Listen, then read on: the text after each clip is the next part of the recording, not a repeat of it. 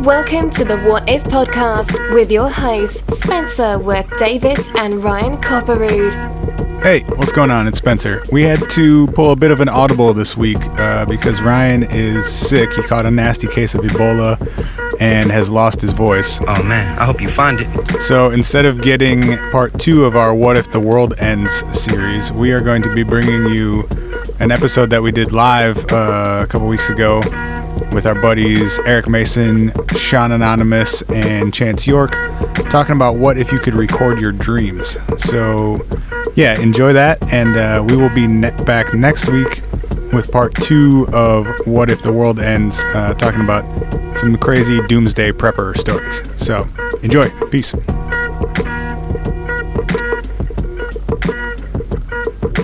Ladies and gentlemen, hello and welcome to the What If podcast. Thanks for coming out tonight. My name is Ryan Copperrood. Hey, buddy. To my left, I have the magical Spencer Worth Davis. Hi. In under 4 hours, it is Spencer Worth Davis's birthday. Let's all make some noise for Spencer's birthday. Happy birthday to you. Finally turning 47. Oh, shit. You've been waiting all your life for this. That's the magical year, my guy. That's true. He's felt like 47 since he was like 17, so now he True, finally gets to true. be it. I don't get it. Also joining us tonight, we have an amazing cast of friends and talented musicians and homies. Lovers. And wait. Oh, God. Oh, man. Oh, no. Not sound effects. On my far left, the lovely and talented Sean Anonymous. Hi, Sean. Anonymous! Hi. What's up? How you doing tonight, man? Man, I'm doing really good. Good. Thank you for being here. You. You know. Thank you, man. You know. To my right, I got 2 people to my right. The 2 of the 4 crunchy kids. Scrunchy squids. Scrunchy squids. Scrunchy squads. Mason, you should start wearing a scrunchie in your hair. Ooh. Hey, that's clever. You can slowly start. Mason hated that so much. Crunchy squids. You can slowly start trying to morph your band into something else without That was the telling meanest them. thing you've ever said. Hey, you get it, guys? Because we all have scrunchies. There's scrunchy kids. I don't know, but look it up on the internet. We got a more entertaining description of the The joke. thing about it, though, is that you have to also wear a squid on your head and then tie the squid tentacles Everybody do into this with your hands. All right. Yay. Squat. But really, though, to my right, I have the beautiful Eric Mayson. Hello. Hi, Mayson. Hi, Omelette. And Chance York. Thank you guys for being here tonight for a live episode of the What If podcast. For those of you who don't know, we ask wild and weird hypothetical questions to try to laugh our way to an answer. And tonight we are talking about dreams. Do you got them? Do you got them? We all got them. Tonight we're asking a question. What if you could record your dreams? We're going to talk about all of the ins and the outs of dreams. Does anyone at this table have like I had a real weird dream the other night story? Does anyone go like, yo, I got one. I guarantee you Mason does. I Yeah. love that was so quick. He's like, oh, I got one. It's funny. I don't remember what the content of the dream was, but Wait, that sounds problematic. Well, No, that sounds great. My girlfriend told me what I was doing while I was dreaming. Oh. And apparently I was speaking. It's sleep speaking in an accent that was kind of like a Homestar Runner, if anybody remembers Homestar Runner. But I was like sort of discovering the accent as the dream went on. Like I wasn't very good at it initially, and then it got more Homestar Runnery. But you apparently give I us was an example? asking, I don't know. like I was I have talking no to idea. somebody. I was like, "Hey man, how'd you get your hair like that?" That's a horrible impression. But I just kept saying, "Hey, you're weird," and stuff like that. But then eventually I just got on this loop where I just kept saying, "You're going to hell. You are going to hell. You are going to hell." And she just had to wake me up. Like, yo, you got to stop saying that. It's freaking me out. You're talking like a 2-year-old saying you're going to hell. You got possessed. What the hell? Dude, That was really weird. One of the first times I stayed over at my then girlfriend, now wife's house was probably like 2007 or something. I think it was the first time I'd ever stayed at her apartment. About 10 minutes, so like she fell asleep before I did, and a couple minutes later, like I'd just fallen asleep, and as soon as I fell asleep, she shot like bolt upright and was just all out screaming. Like like all out as loud, like I'm being stabbed in the face, screaming. What have I gotten myself into? Dude, I have night terrors. She did it for about 5 seconds and then just laid back down and was instantly asleep again and has no recollection of it happening. And I was Is this sitting a there, consistent thing since then? no, it's the only time it's ever happened. No way. And I had to wake her up just to be like, are you dead? Are you possessed? Are you cool? I can't be in this room by myself right now, so I need another person awake. You cool? I need an adult. What is it about like the going back to sleep immediately that makes that kind of creepier? Like Way it'd be worse. One thing if you like screamed yourself awake and was like, "Holy shit, that was fucking weird." And you're like, "Sorry about that, honey. I'm gonna roll over, I guess." Like if that had been one thing, I feel like that would have been more digestible. Instantly back out. Yikes. That You ever sounds consider terrifying. that she was just messing with you or something? Oh yeah, like you maybe, passed are the you really test. down for the cause? Yeah, Like, can you if I deal do with a some little really night weird terror? shit, Right. Like if I just ran out of the room also screaming, like it just would have been over right then. which would have been warranted for what It would have been a worth. more reasonable response probably than me just being like, hey, did aliens steal your soul? Are you still in there? You still here? All right. I think I like you still. All right. Anybody else got a weird one? No. All right. I was gonna say Amazing. significant because I just tweeted about it. I was like, So I you had know a it's dream. real? I had a very it was a laborious dream. I woke up, felt like I just was at a full day of work. So I was like, I went to class. I haven't been in school in a really long time, but I went to class like, oh shit, I don't know what we're doing in this class. Like, I don't have any of the assignments done. I don't remember the last time I was at this class. I don't remember signing up for this class. No, so I was completely just like, man, why would I do that to myself? There's no way I'm gonna get a good grade, all that stuff. And all the while I'm trying to get backstage at my own show. So I don't really know how that works being in it too. But anyways, I woke up stressed the fuck out and like, man, I need to go back to sleep. Does that mean that after I tweet about this? Just real quick, speaking of laborious dreams, I have a dream from when I was like 15 or 16 that I still remember, where I was living at my parents' house, and I woke up and I walked downstairs, and in my parents' house, underneath the stairs, there was like this little like storage area underneath the stairs. Is that where they kept you? No, but Harry in this Potter. dream, I woke up, like in my house, and I walked downstairs and I opened the door to this little storage room, and I set up a TV on like a TV dinner tray thing. And in my dream, I sat there and watched TV for like 13 hours. Tight. That was the entire dream. My Do you eyes are remember tired. what you watched in your dream? It was like shitty Nick at Night reruns for 13 hours. And I remember in the dream being like, this is horrible, but feeling compelled to continue watching like Happy Days reruns. And I kept looking like, why have I been here for so long? I should have leave this cabinet. I'm late for school, but like I just have to keep watching Happy Days. I'm locked under the stairs. Yeah. We're gonna watch I Dream a Genie until my eyes bleed. Yes.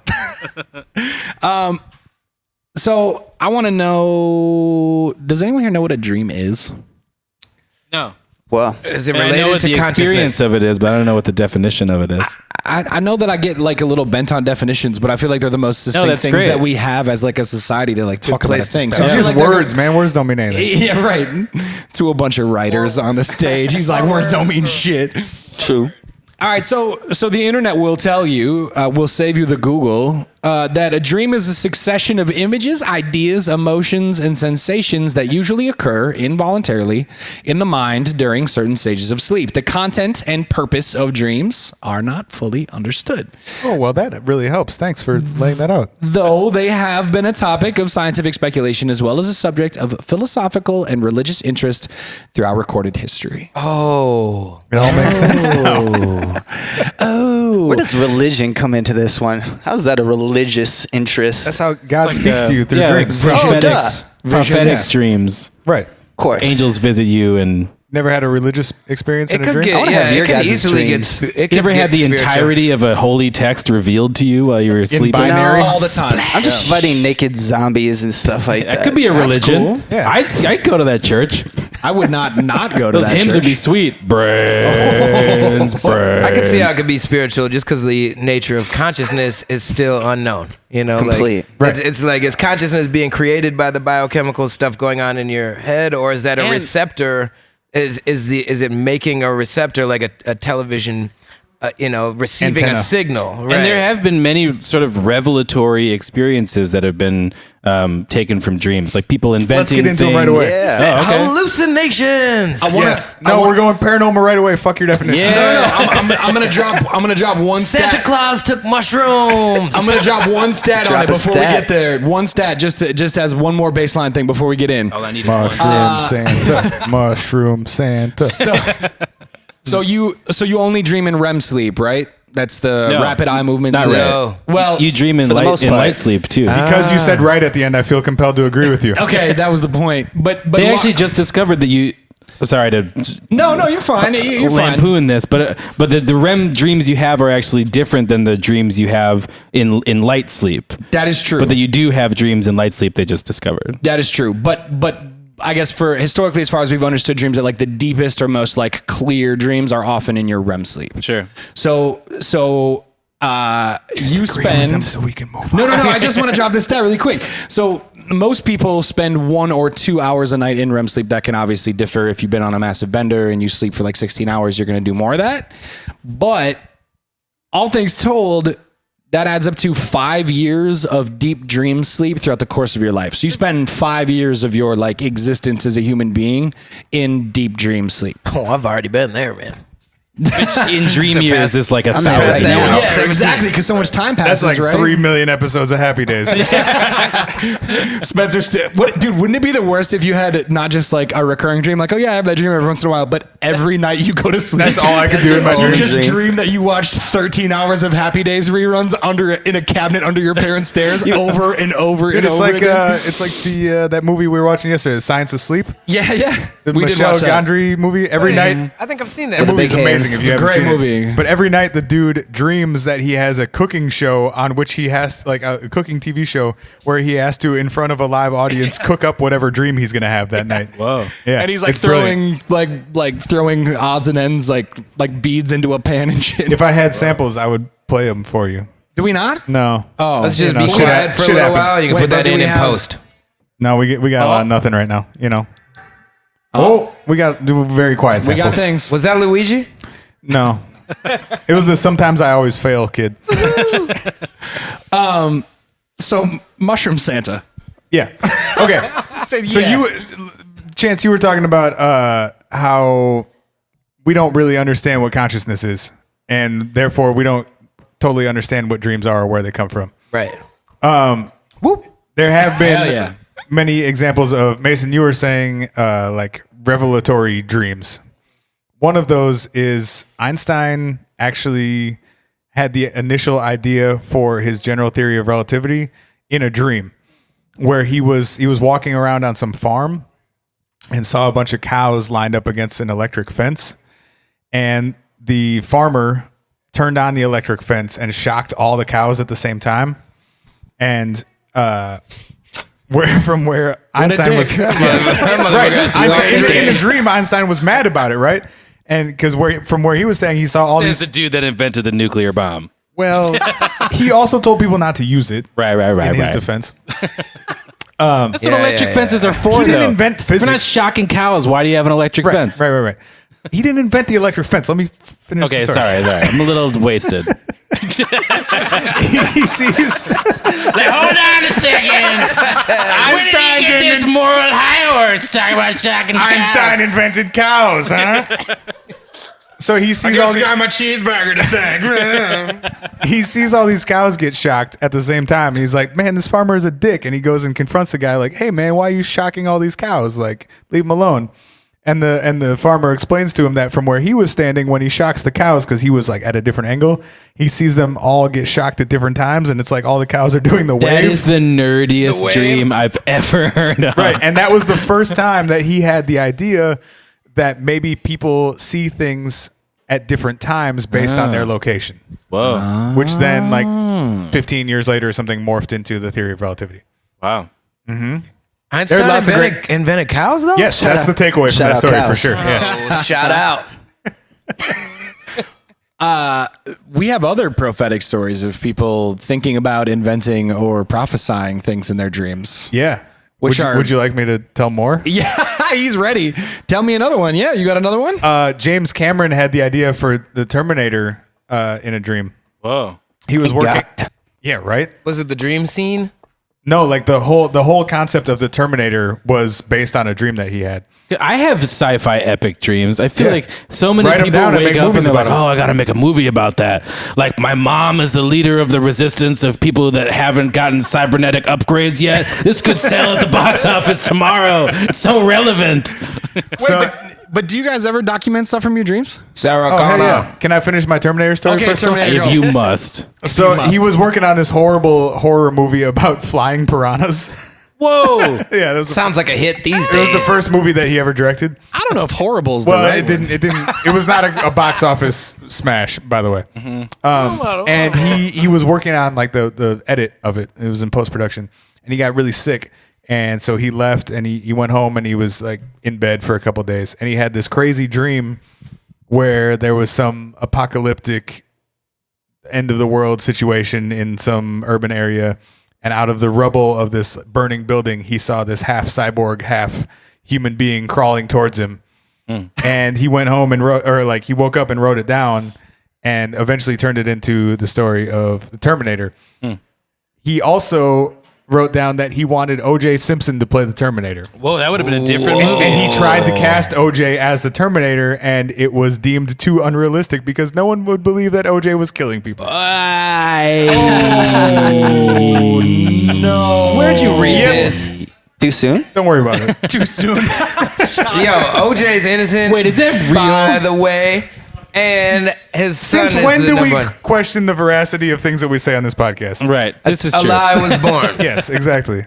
On the last episode we recorded, I said that I would really want someone who listens to the podcast to design a T-shirt with the logo of the NBC "The More You Know" logo, but it just says lie is born. Yes. Dude, okay. Mason, this is some really inside podcasting right now. Quick creative meeting. Mason, you need to record a 3-second jingle of "A Lie Was Born." Got it. Oh, so we could drop it on the soundboard when we need That's it. awesome. Yes. Will you do Okay. that? Yeah, full harmony. Yeah. That'd be sweet. Yeah, Okay. like 19-part harmony, please. Look out next week for the bullshit we say to be accompanied by an Eric Mason By an single. angelic melody. We're gonna sell it as a ringtone together, and we're There gonna you make go. millions. Until we get sued by NBC. I'll make the MIDI version of it and put it on the App Store. Episode 1. Don't tell me when your phone rings you don't want it to tell you a lie was born. I do. Cool. I do. Cool. Mason, you were telling us about a prophetic dream off air that was sure. that was weirding me right the fuck out. Well, there's a couple that I know of. One, and I can't go into depth about this because I haven't done any research reasonably, but Abraham Lincoln apparently predicted his death after a dream. That he predicted that he would have been assassinated, which I suppose as a president is not a completely unreasonable fear to have in a civil war. Yeah. Yeah, there were a lot of people that didn't like him. But how much detail was it in though? Do you know? I don't know the specifics of that one, but the one that I'm more familiar with is Mikey Welsh. Mikey Welsh, the former bass player of Weezer, predicted that he was going to die of a heart attack in Chicago the weekend after next. And then the weekend after the next weekend after that, he was in Chicago and he died of a heart attack. And not How many just to drugs were clarify, involved? not just predicted, but like tweeted that he had a dream that Oh was yeah, what was and gonna that happen. it was because of a dream that he knew this. and then that is indeed what happened. And it really happened. And there's yeah. a public record of that. Right, it's Yeah. on Twitter. So Yeah. what you guys are saying is Mikey from Weezer is dead? He is, yeah. First I time. just I had to find out in a podcast. Wait, are we for real breaking that to you? I just learned that earlier, like an hour ago when Mason told me. When I did didn't know this that. happen? You said it was 2011, Mason? Yeah. Yeah. Man, I'm late on Okay, that one. I was gonna say sorry, Too Sean, soon. but 6 years passed. I Too do not soon? feel bad anymore. Broke my little But Weezer loving heart. It's Yeah, interesting I to get it. think I get it. to think that dreams maybe have, and I apologize if I'm taking this right off the rails. Go. But the dreams have a possibility of giving you insight into the future, because there are a lot of people who believe that the REM cycle dreaming is actually a mechanism by which we can test ourselves against situations that we might encounter. It's almost like a simulator for human experiences, especially if you talk to young kids. Their dreams are all like really young kids dream about like wolves and bears and things that maybe genetically were programmed into us to sort of test our reactions against.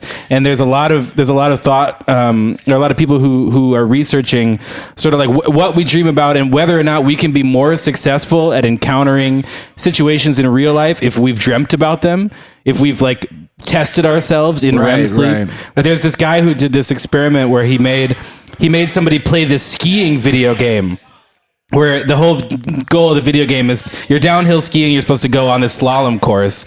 And the guy wasn't very good at it. It was the first time he played it. He played it like 3 or 4 times and they logged his scores. And then he dreamt about the video game all night. And then when he woke up the first time he played it, he beat all of his scores and he set a high score. And you can repeat this over and over and over again. And if you spend your whole day doing something you've never done before and then you dream about it, when you wake up and attempt it again, you're way better at it. I've heard that, but I feel like you just mixed like two theories. Yeah, that was tight. Let's unpack that shit. Yeah, I mean, it's a gateway into the future. It's like, here are the reasonable fears I have. Lincoln getting assassinated, Weezer guy dying of an overdose. You know, it's like, how am I going to respond to this when I encounter it? That's where I think lucid dreaming gets really interesting too. The whole concept of lucid dreaming is that you're awake, or not awake, but you're conscious while you're dreaming. And you can, to a certain extent, control what you're doing and what's happening in the dream and like your environment. Right. And so that would be sort of the same thing where like I could fall asleep and then practice skiing or practice whatever it is that I want to practice. Arithmetic, especially something that's really cerebral that you don't need a physical body to. Well, and to that point, there are stories of people who dream that they go to a university at night. And it's not nonsense. Like they go to the same school and the same class weird every night. Dream degrees. And sit through like actual lectures and can recall in full that information in the morning. Wow. And then later verify that information is actually correct. Damn, that's wild. So that really speaks to your point, Chance, of like, we don't know where that information is coming from. And there's a lot of evidence that it might not be from totally inside of ourselves, that it might be connecting to a larger consciousness, or it may be that time where the antenna sticks up and you tap into something bigger than just yourself. I'm loving that. Mm-hmm. Yeah, bro. To your point too, Mason, about the whole like the training thing, and to your point as well. One of the things, because I also read something similar about like our instinctual brains like training us for things or tapping into something greater. And one of the things that I think is so interesting about that is like with the REM sleep, the rapid eye movement stuff. It is sort of counterintuitive if you think about it, that our brains and our bodies and our eyes would be actually like at peak activity levels while we're at our least active physical state. Like literally the chemicals that are in your body while you're in REM are paralyzing you so that the things that are happening in your brain, that like your eyes are darting everywhere and you're thinking a lot of thoughts and you're moving in your dreams in the most real way that you can, none of those things are happening to you physically. It's almost counterintuitive that your brain would be going through so much while you're doing so little. There is a psychological condition called REM disorder. It's a very low percentage of the population have, where that paralysis state that REM sleep offers to you, that's basically like your muscles are completely inactive so that your brain can go nuts, that some people don't have the chemical that paralyzes you, and that they actually can't help but move their bodies around as they're sleeping. And there are a lot of people that are generous enough to lend their time to sleep studies. And there's videos of these people, and the things that they do in their sleep are really interesting because it doesn't look as random as we might think that it is.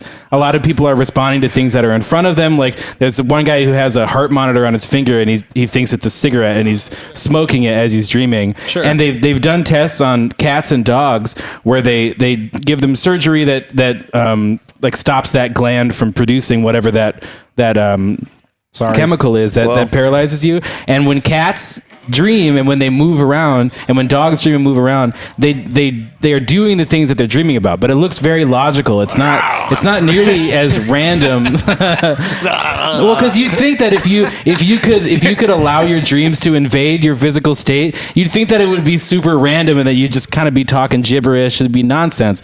Turns out you actually do things that are pretty close to home, and logical. Have any of you guys ever messed with lucid dreaming? Yeah, man. Not on purpose. Yeah. Yeah. Like how deep? Never intentionally, but Yeah, just like at a never point. intentionally. At a point when you're like in a dream and you're like, okay, I know for sure now that this is not reality. But I mean that is lucid dreaming Right. at the base level. right, so that's I've definitely done that on several occasions, and I'm got a usually question. like, I'm about to try to fly, and I've commonly attempted it, but found different like limitations.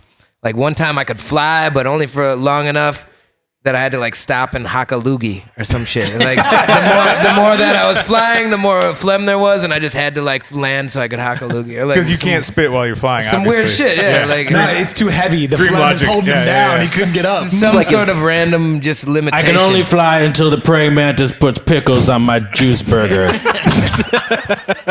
Sean, you had a question. I was gonna say lucid dreaming. That's just when you are aware of being in a dream, or is that also when you can control the dream you're in, or is it both? Because I've had dreams where I've been aware that I'm in the dream, but I can't get out, and that's where stuff gets especially messed up, Yeah, guys. so I think there are sucks. different levels to it. On the most basic level, it's just being aware that you are dreaming, and then on top of that, it's then being able to manipulate the dream and your environment and make decisions based on what's happening. That sounds cool. Yeah, Yeah, if I can choose what I'm doing, that's super cool. If I'm getting chased by these previously mentioned naked zombies and stuff, and all of a sudden I know that I'm dreaming this, it doesn't make it any better that I'm like, oh, I'm in a dream. I'm still getting chased by these naked But at least when you zombies. wake up, you know you're well trained to respond to the nude zombie apocalypse that's inevitably approaching. That must be why. and that's the extent that I've gotten to where like I can recognize when I'm dreaming because there are. I mean the two things I did tells. to You try. can't read. You can't read in a dream. Yeah, so there's some signs like if you the two that I've always gone by is if you look at a clock, look away Numbers. and then look back, it's never the same time. Yeah, because numbers don't work. That's the other side of your brain. Yep. It's the other hemisphere. Reading just doesn't really work. You look at something. You look at letters, and you're like, I know what that says, but it doesn't make any fucking sense. And Right? then the second one that always works for me is if you look at your own hands. For me, if I'm dreaming and I look at my own hands, if I look at them for more than like a couple seconds, they're not there. They're like transparent or something is off about them. Because you're disembodied, like you don't have your body. Right. And so if you do these, they call them like reality checks. If you do them throughout the day, you kind of train yourself then while you're sleeping to also do these. So like I trained myself that whenever I see a clock, I would look at it, see what time it is, and then like a second later look back at it and like hopefully it's still the same time and I'm awake and everything is fine. You seen Inception when he spins the thing? Right. Right. It's the same concept. It's the same concept. Yeah. for sure. It's a reality check, a way to see if you're dreaming or not. But it only really was waiting works for if you Inception. it only really works if you do it while you're awake and like consistently to kind of train get like that muscle memory going of consistently checking to see if you're awake or dreaming. There's also been some really cool and interesting like apps and studies that people have been doing to try to get themselves to lucid dream. Like one of the techniques is there's an app that will it sounds annoying as fuck, but it'll just wake you up like at like an interval that they determine based on your It can detect your eye movement, right? You just need to have kids, and you don't have to worry about that. I was gonna say that sounds I like a invented baby. that shit already. Yeah. No, the version that I heard about is like it's a gyroscope, like a lot of the apps that track your sleep motion while you're unconscious are things that you lay your phone on your bed and then it like the gyroscope knows how much you're moving, and these apps will like wait until you just get to that point where you settle in and your gyroscope isn't moving anymore because you're getting deeper into sleep, and it'll pop you up with like a ping or like an alarm sound. That sounds and then terrible. It'll let you, it does sound terrible, but the intention of it, like even though it sounds irritating, if your attempt is to lucid dream, the idea is to catch you in between certain levels of depth and shallowness of dreaming. So that- apparently the different types of dreaming, like the different parts of your brain that are active when you're in REM versus when you're in light sleep, actually elicit different kinds of dreams. Yeah. Like when you're in REM sleep, it activates and I'm not a neuroscientist and I don't know the names of the brain, but it's the medulla. What is it? Medulla oblongata. Which whatever is responsible for your. Hold on. We're all just quoting Billy Madison. Nobody knows if that's right.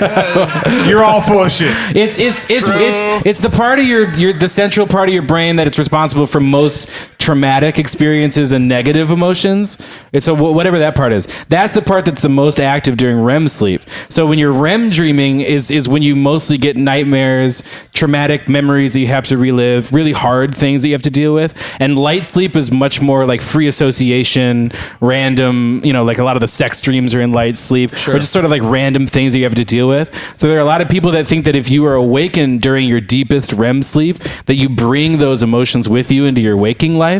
So if you're awoken when you're dealing with really traumatic shit in your dream, like there's a lot of people who, like there's a sleep study for people who are clinically depressed, and they found that most people who have like pretty high depression levels spend way too much time in REM sleep, and that they may be bringing all this sort of like trauma and negative emotions into their waking life, whereas people who spend more time in the lighter levels of sleep tend to have a higher self-image and are more positive during their waking life. One of the most realistic dreams that I remember is of my mom dying, and my mom is alive, but I remember I had a very, very, very, very vivid, like it's one of the most vivid dreams that I remember, like to this day, of my mom dying. And I remember it fucked up my whole day, like even like waking up and coming out of it and being like, whoa, that was like, because it's one of those things, like to your point, Sean, like being chased by zombies is terrible, but something like you're talking about, like something that's like traumatic or specific or emotional, I know that there are people around who have more experience with this than I do, but like having that moment in a dream and then coming out of it, you're like, wait, was that real? Like, did that happen? Part of the sleep study, but it still feels like it. Part of the same sleep study says that when you have that experience in a dream, your nervous system doesn't know the difference. It doesn't. It reacts to the trauma in the same way that it would if it would happen in your waking life. That's crazy. Which is why it's actually a valuable training tool. Because you really did deal with it. So is meditation. You really got a chance to see yourself handling that situation. Wow. You're also dealing with theoreticals too. You could have something happen in a dream that would never happen in real life. So your brain is confronted with figuring out this problem that is like, why? How? Yeah, how in the fuck? Like that's... The one thing I noticed, speaking to your point, Mason, when I was trying to get deeper into lucid dreaming, is that I started having a harder time when I was awake, like keeping track of what had happened in a dream and what had actually happened to me. Because when you have those more realistic dreams and you're intentionally blurring that line between being awake and dreaming, it got really hard for like minute details of stuff. Like I would have a dream about I set my keys down somewhere.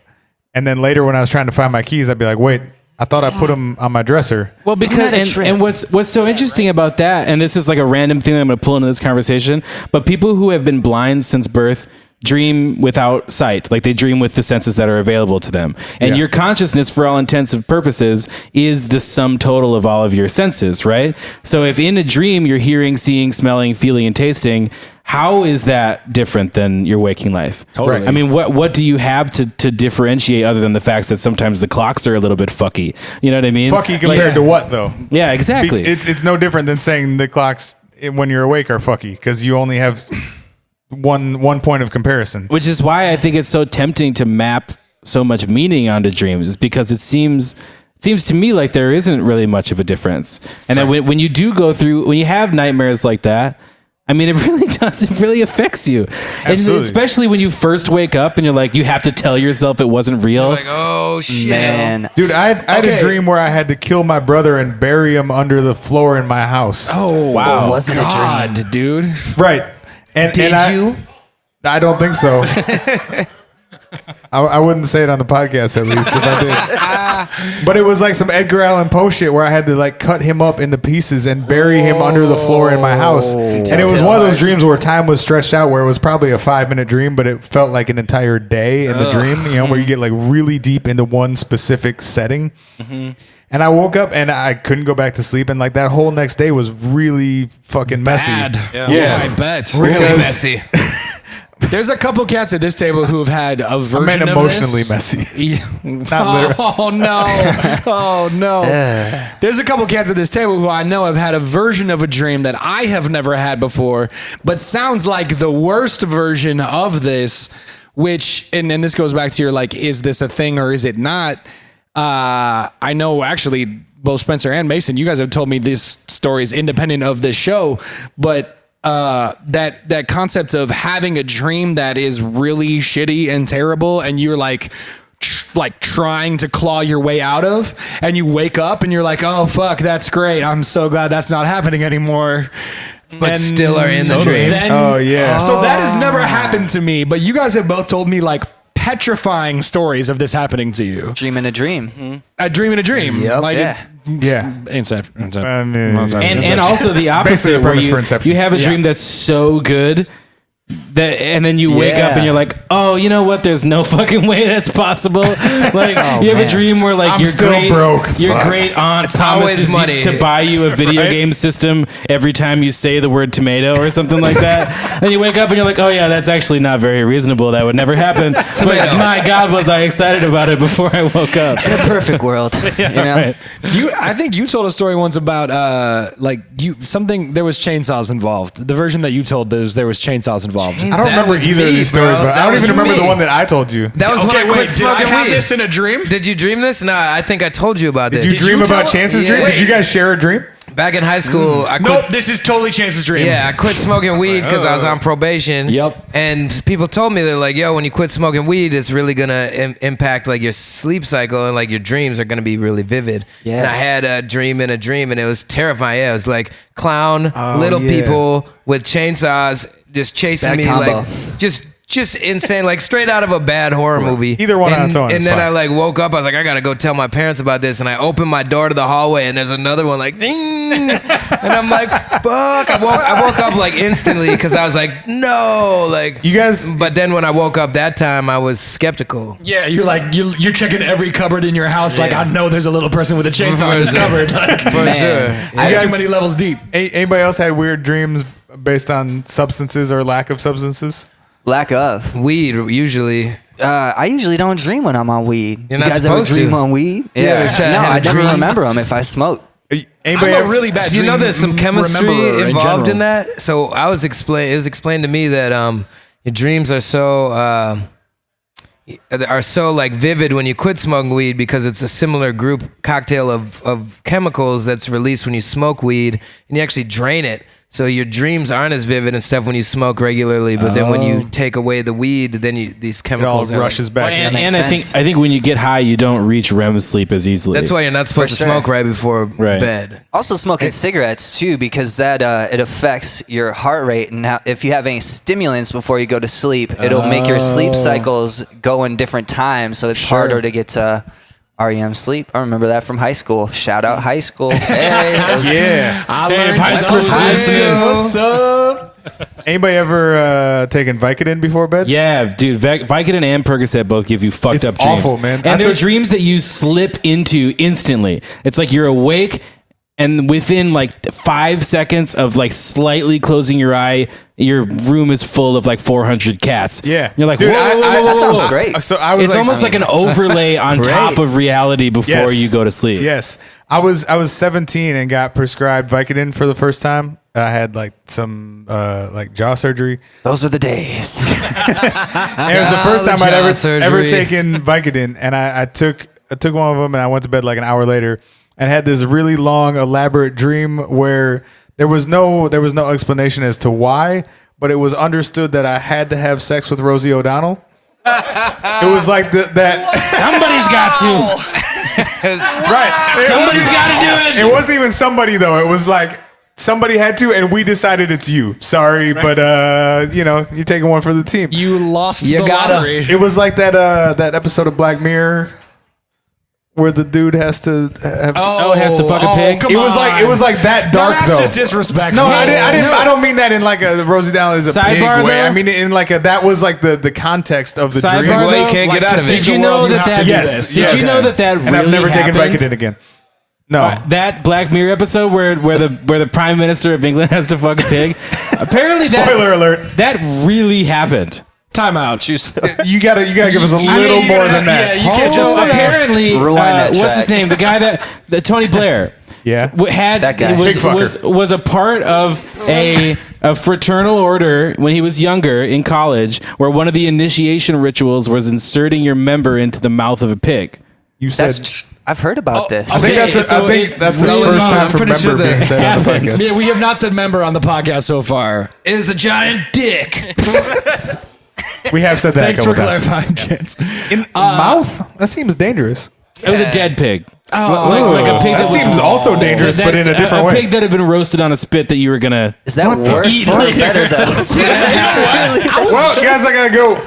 I was just double This has checking been my awful. own personal reaction when I was like, "Oh, it's dead," and then I was like, "Why is that any worse in my brain?" It sounds Like, a I little don't worry about safer, it, if it's dead. anything. I guess safer. Yeah. Poor pig. But ugh. Anyway, precognitive dreams.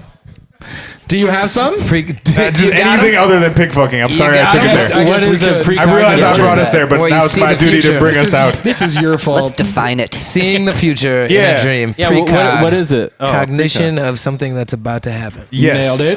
Like a Nailed it. Minority Report. Like Minority That Report. happens to me While quite we're referencing often. movies that Ryan hasn't seen. I've seen Shout out it. Michael Ooh. Crichton. I know. I've seen it. I also redeemed myself for movies I haven't seen today. I got true. told I redeemed true. myself. That's true. Yeah, Entrapment. I I'll just agree. say entrapment, and we'll keep it I moving. said the movie with the lasers where the lady sticks her butt out on the cover, and Ryan pulled Catherine Zeta-Jones in Entrapment instantly. like took me maybe 5 seconds to say both. memorable butt. Yeah. It's a deep cut. She has a very memorable butt. I'll give you that.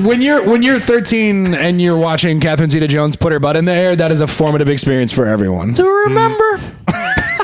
Do you say for your member? We all went through that He did phase. make a member. He did make a member joke. He It was a did. formative moment for my member. Okay. Precog. So, yeah, there was this group led by a lady named Jean Campbell, and she led a group called the International Association for the Study of Dreams. We're not going to show you her picture right now, but if we did, It's great. it's Not great. Catherine Zeta-Jones. She looks a little bit. She looks like a little bit like the. Why are the you ants- roasting a random lady on the podcast? Because she looks like the ants from The Simpsons that smoke cigarettes. And Selma? they got like the sideways. Patty and operating Selma? movement. Yeah. Patty and Selma. Yeah, there we go. She looks like them. Selma doesn't have a sense of smell because of a bottle rocket in her nose. Wow. Wait, no, it's their Simpsons. Simpsons trivia night when we win, I guess. What So if? in the 70s, Jean Campbell assembled a group of 10 people who lived together for 6 months. And every night, all 10 of them recorded every dream that they had for a period of 6 months. Polyamorous? And probably. It was the 70s. Yeah. Hippie compound type vibes for sure. Probably amorous. Probably. Polyamorous. And their goal was to share dreams, to have mutual shared dreams where they would fall asleep and then all 10 of them could meet up on the other side, so to speak. You guys trying to hang out? On the plane. And Time to go to bed. they had a hard time actually accomplishing this other than because there's no real way to measure it because everyone's dreams are filtered through their own subconscious and their own experiences and And if Their you own fall asleep recollection in that matter. trying to dream about these other people, you probably will. will, right. It's like, did I see you Well, and then you have those moments in Right. dreams where eating you it looked like pizza? It looked like a butterfly. was, it It looked was. like a butterfly, but I knew it was chance somehow. It just had chance's essence. I felt like a butterfly. Like usual.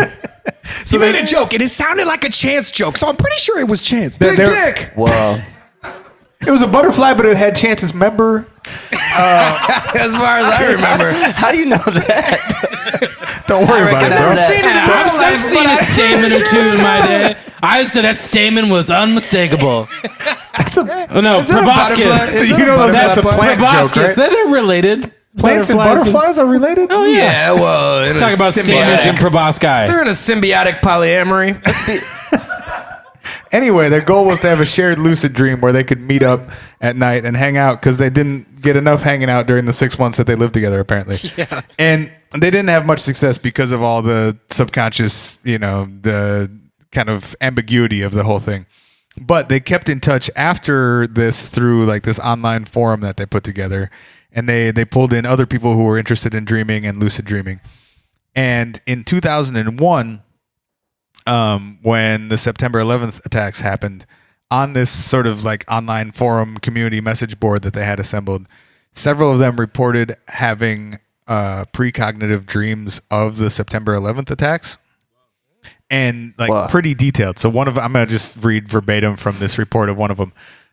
This woman said, I woke around 4:30 a.m. on September 11th, and in my dream that I just had, a spiritual master from Nepal was telling me that my son, the spiritual master was telling my son, my friend, and I that if we return to this high-rise building in Manhattan, that there will be a big fire and an explosion, and that we will all die.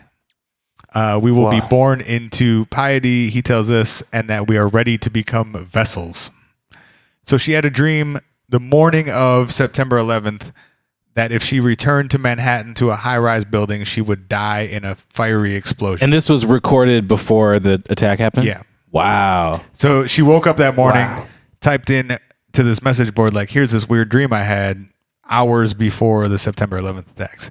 Here comes the goosebumps.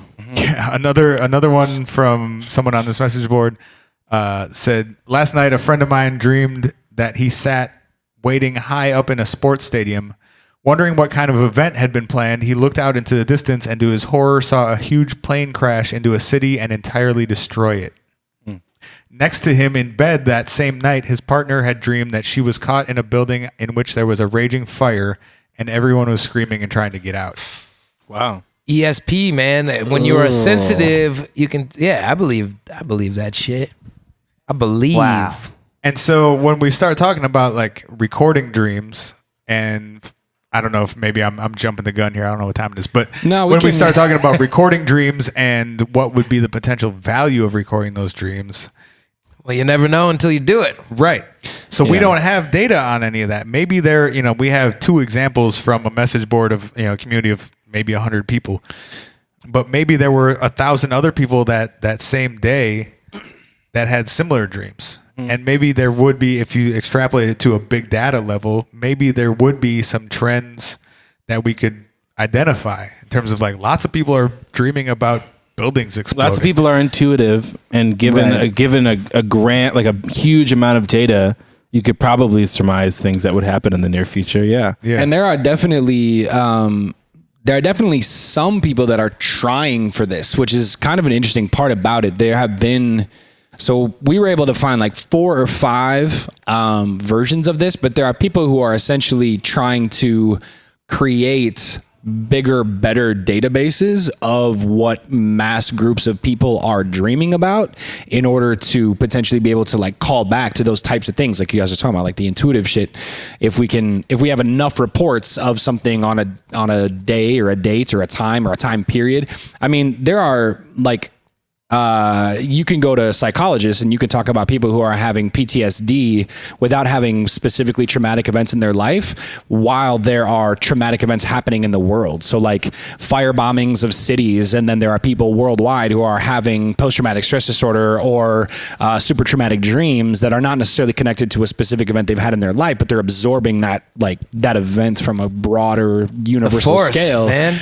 Word. I mean, you could refer to it like that. Unconscious, but there's an app called, as Carl Jung put it, the collective unconscious. Right. There's an app called Shadow App that is, we don't know to what extent they are. They're in active, some sort of beta stage. But they kickstarted an app that's essentially, it helps you document, record right through, like when you wake up, talk about what your dream was about, put 50 or 100 words into your app when you wake up in the morning, do that over and over and again. And once you have millions of reports of this, they can start doing like keyword things and like Venn diagrams of like people and locations and things like that. And there are people that are trying to start saying, I think there's potential here with this data. If we can get enough people to talk about their dreams and record their dreams honestly and authentically, what patterns can we find in like society and humanity and like how culture? Much of that has to do board? with memory though? Because some people just don't remember their dreams. Period. I am that person. Like I feel shitty on the stage being like, I wish I had more. The thing is that once you start recording them, it's sort of exponential in that if you start keeping a dream journal, what I've found at least is the first night you might remember like part of one dream. And then the next night you might remember a bigger part of that dream. And after doing it for a month, I was writing down every night 5, 6, 7 dreams that I had. Yeah.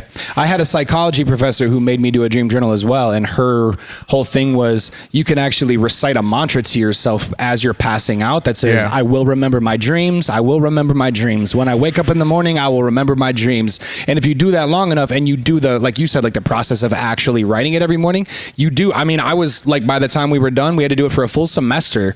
And by the time we were done with the semester, I was doing the same thing, like 3, 4 a night for sure. And I've lost that ability, but I do think it's interesting that it's like a cultivatable skill that you can get back. It's a practice, totally. And my dad, shout out to my dad who's been on the podcast before. Shout out. Dad cats. Actually, he first put me on to lucid dreaming because he does that same, he has like a mantra before he goes to bed that he's going to lucid dream specifically. Oh. Do you know what it is? I don't know what the I don't know. Can we all use it? I don't know what the phrasing is. Fall asleep watching Netflix. I know it was like Oh, that doesn't help.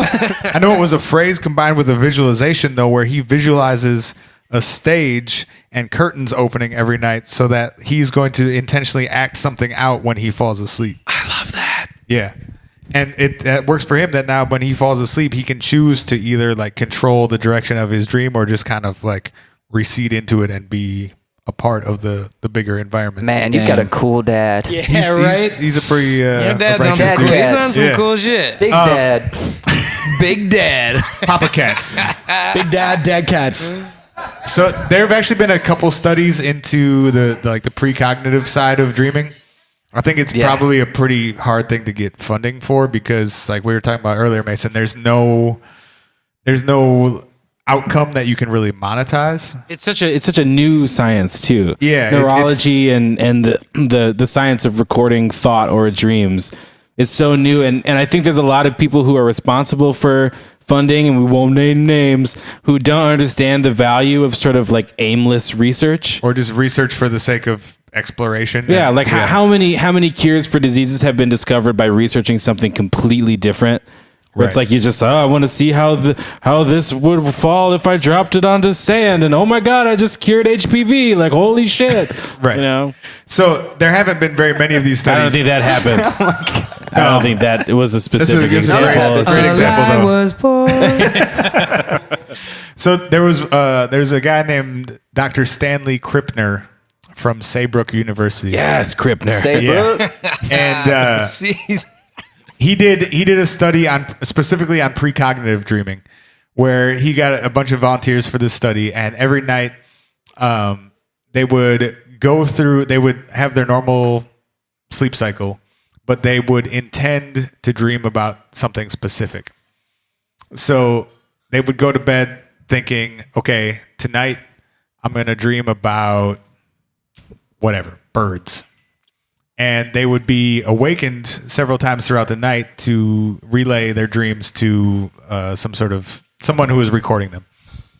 And the following morning, the experimenters would then randomly select some topic to subject them to. So they did not know, the dreamer ahead of time did not know what experience they were going to have the next day, but they were told when they go to bed to dream about a specific topic. And then the next morning they were randomly given, they would watch films about or listen to or read about a specific topic. So for one example was a participant reported throughout the night that they'd have had several dreams, so 3 or 4 different dreams about birds. So birds in the air, birds on a swamp, that they could hear birds. Just every dream that they had that night related to birds. And they were assigned the next morning to watch films about and listen to bird calls. So he was trying to test if there was some way to predictively dream about what was going to happen to you in the future. And he found that a significant amount of the people in the study could predict through their dreams what they were going to be assigned to do the following day. Oh, I see. So they wouldn't tell them to dream about a specific thing. They would say, just dream about something. So if you're part of the study, I would say, Mayson, when you're dreaming tonight, I want you to choose one topic, something specific, and dream about one topic. And then and so you would wait, happen. and a significant amount of the time, the topic that you as the dreamer in my sleep study chose, and the topic that you were randomly assigned to learn about the next day aligned. Wow. That's crazy. Like more than what should have been possible by just chance. That's super crazy. Yeah. Chance assigned it.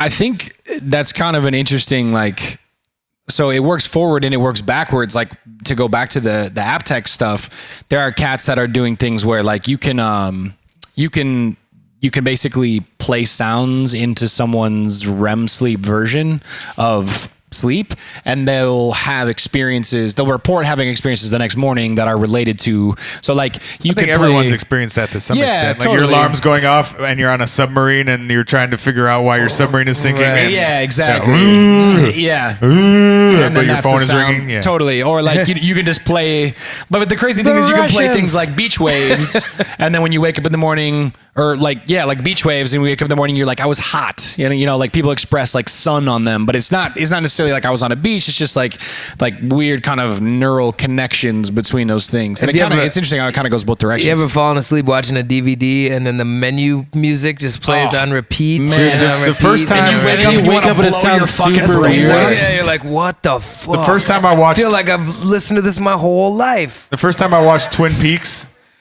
I was watching like one episode a night on Netflix before I went to bed. And yeah, I fell asleep twice watching the White Lodge scene where the midget is talking backwards. Great. And I had some of just the worst dreams I've ever had because I fell asleep watching that dude dancing and talking backwards inside the Black Lodge or whatever it is. Well, yeah. Okay, you guys don't watch Twin Peaks? It's fine. no, I've never seen it. No. It's all right. Never have. Somebody will appreciate that reference. Did he have it a wasn't for you. chainsaw? It's okay. Because if he had a chainsaw, then maybe I precogged that shit. Man, I had a really bad one time. I fell asleep watching Eraserhead, and I'm not sure if you've ever seen that the movie's Eraserhead menu screen. Is pretty much pretty specific, Sean. Well, yeah, it is pretty bad. Yeah. Should I get serious, guys? It's just a guy like pulling a dead cat. Whoa. Yeah, for sure. And I think it's actually real. And so that was my dreams for the whole night. Dreaming. Wait, what was your dream? The way I am. love cats. That's fucked up. That sounds. Why'd you super do that fucked to up. yourself? I don't know. That's you why do I'm that? so. Shouldn't That's have why I done am. So messed up. You know. So, what do you guys know about recording your dreams? I know just a little bit about showing people images and videos during their waking hours and then measuring their brain activity to see how they associate it, and then trying to sort of recreate what happens in a sleep state. Is that? Definitely. You nailed it. I mean, It's almost like you knew what Mayson knew about recording. I didn't know he was going to knock it out of the park like that. Just a nice lob over the plate. Give me a little. I knew you've been reading up. I didn't know you've been reading up like that, bro. You got it nailed. No, but there are definitely just to flesh out minorly what you just said. There are studies happening in Kyoto, Japan, in science labs, and also there are professors at UC Berkeley right now who are doing studies that are a lot of what you said. Essentially what they're doing is they're putting people into MRI machines and showing them like tons of series of images, shapes, designs, faces, birds, like all kinds of shit. And they're showing them images over and over and over and over again. And then what they're doing with these MRI scans is they're flattening them out into these sort of visual pattern boards. So that it's not a 3-dimensional picture of the brain. It's a 2-dimensional version of the brain. It's a brain map relative to a globe. Totally. And in the MRI, while you're looking, so let's say I'm looking at this can of beer while I'm in the MRI. It's not helpful for listeners to the podcast, Ryan. And there's a big magnet in there that wouldn't go So if well. you didn't understand it by saying it, I am holding a can of beer. Oh, Picture now a I get can of it. beer. Now you get it. Thank you.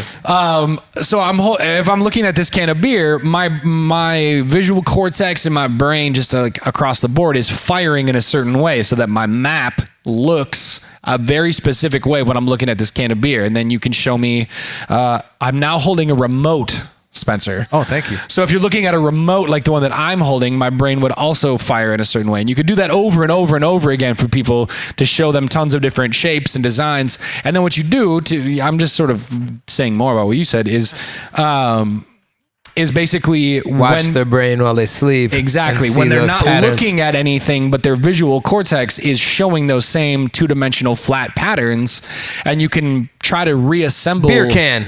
Beer can. You can, but they Beer can. can. They're starting to reassemble beer can out of Beer just can. seeing someone's flat Beer pattern can. visual cortex.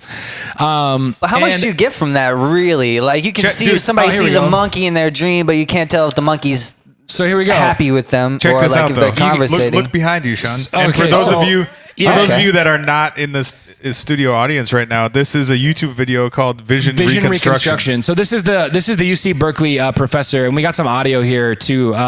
We'll just listen to him explain kind of exactly what. You don't have audio. Do I not have audio? Now you might I'm gonna have audio in one. Sorry about your life, Brock. Second. Okay. Okay, here we go. So you'll see video and audio of what they're doing right now. Is kind of actually what I said in probably a much more intelligent and succinct way. My name is Jack Gallant. I'm a professor of psychology and neuroscience here at UC Berkeley, and my lab works on vision. That's our main focus is on the visual system. And vision's a really important thing to work on because humans are very visual animals. And when humans have damage to their visual system, they're really incapacitated. And natural vision is a lot like watching a movie. So essentially, we were trying to build a model that describes how your brain responds to movies. So if the external world is a certain kind of movie, we want to be able to build a dictionary that will allow us to accurately predict what the brain activity would be that would be evoked by that movie. And then given some brain activity, we want to be able to reconstruct the movie that you saw. So on the left here we have a movie that we showed a subject in the magnet, and on the right we have a brain. And you can see the brain activity is painted here on the side of the brain, but the brain's kind of crunched up in the skull, so it's hard to visualize. So we kind of inflate it, and then we flatten it out, and we can see a flat map of the visual cortex and the rest of the brain as the person watches the movie. The problem here for us is to translate between these movies that occur and this pattern of brain activity that occurs. And in the study we talked about in our paper, we just modeled this very back part of the brain, the early visual system, primary visual cortex. And that part of the brain responds to the little local features in the movie, little edges and colors and pieces of motion and texture. But this part of the brain doesn't know anything about what the objects are in the movie. First, we put people in the magnet for several hours, and we show them movies, and we build a model of their brain. And then in the second part, we put them back in the magnet, we show them new movies, and we measure their brain activity, and we decode their brain activity in order to reconstruct the movie. Whoa. So on the left here is the movie we actually showed people, and on the right is our reconstruction. Whoa. When the movie that we showed has a fairly common object like a person, our reconstructions are actually fairly accurate. But when the movie that we showed is something rarer, as you'll see in a second, like this abstract thing, then our reconstructions are coarser. Not really so much over here, I guess. I think you'll be able to use this kind of technology for communicating with people who can't communicate, like locked-in patients or people with neurological diseases.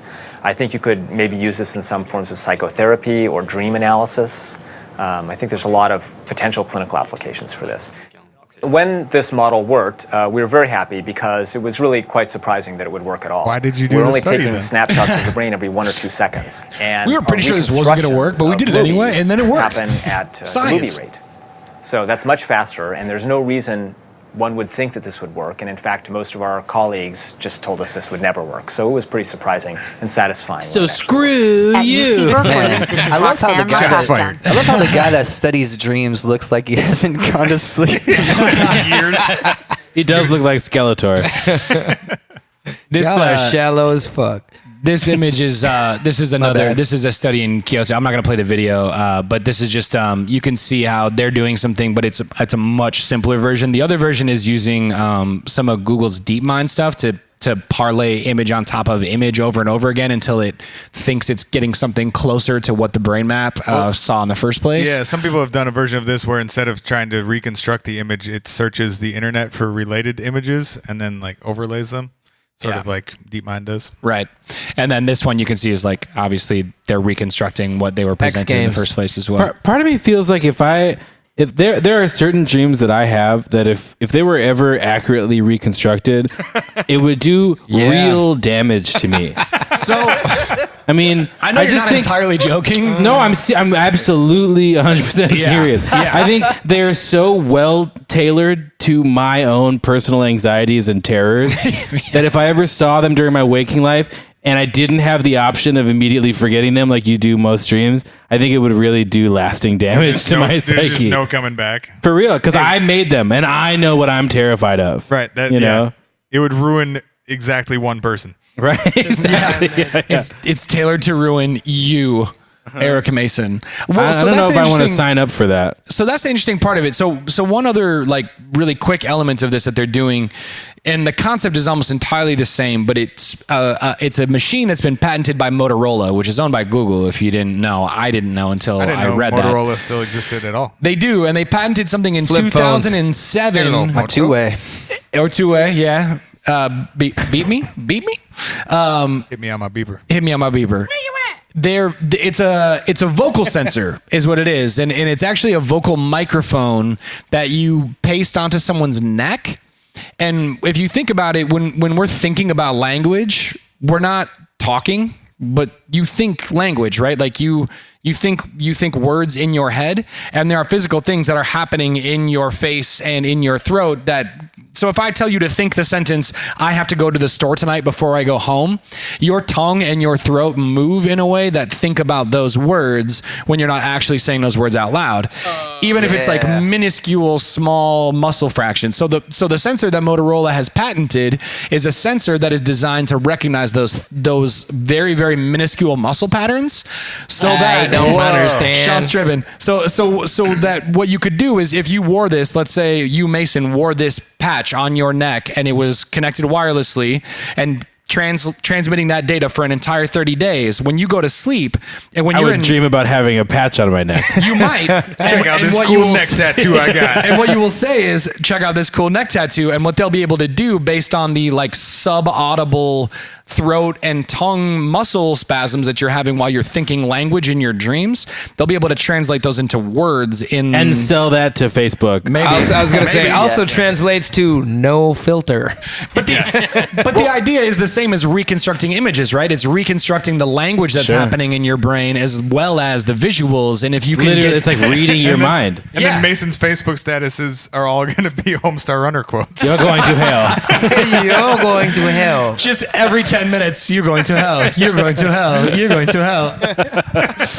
That's crazy. I mean, I feel like it's only a certain amount of time before neuroscience gets advanced enough that you can infer all sorts of crazy shit. I saw another robots got to speak, man. I saw another crazy study that was like people who have been in a room before. So like use this, we're in the Nomad as an example. People who haven't been in rooms before? Hey, some people haven't been in rooms, few. man.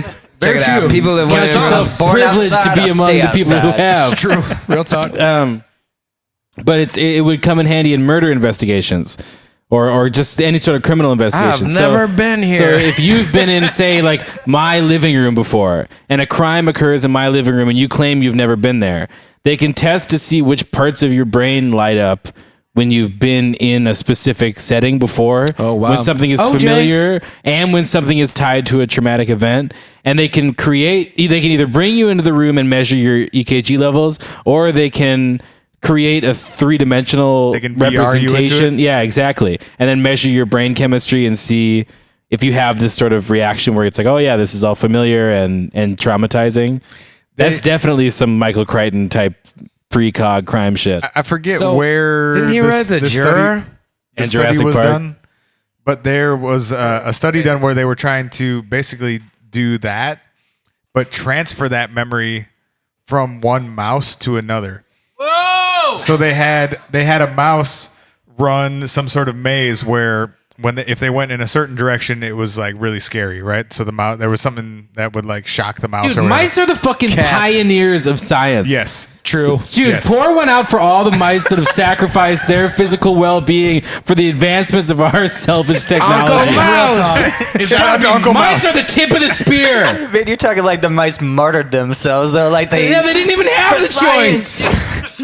It's got to be millions at this point, right? science. Like, literally millions. Brave little rodents. I did not think we'd get to the part of the podcast where Mayson was screaming about mice, but here we are. I love them. They're heroes. Can we get another round? Every time. Selfless, furry little rodents. Every time. I did learn about Uncle Mouse on this podcast. Yeah. So just episode 20. Okay, so you started freaking out at this part of the story where no one was supposed to freak out yet. Can I? Algernon is real. He was brilliant.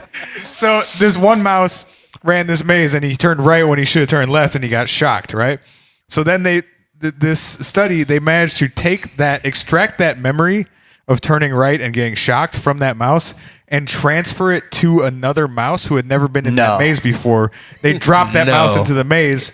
He took 2 steps and had what they call a fear response. So he anticipated that had he gone in one direction, something bad would have happened and turned left. Went left. No. So they were able to successfully extract a memory from one animal and inception it into another animal. I'm not sure if I could keep going with this podcast, man. This shit is crazy. Said I gotta go home. We specialize in delivering done. existential crises to ourselves and others when we cover topics. So I totally understand that feeling.